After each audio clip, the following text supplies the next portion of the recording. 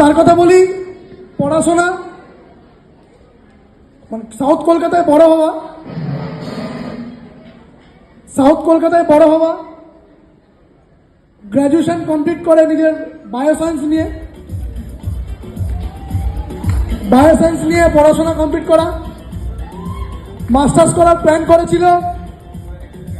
তারপরে এখানকার সিনিয়রদের দেখে নিয়েছিল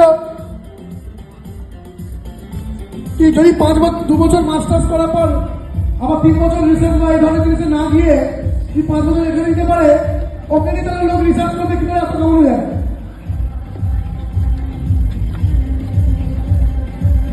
তো খুবই ডেডিকেটেড, খুবই hardworking, smart and dynamic personality, তাকে আমরা সিলেটে নেব।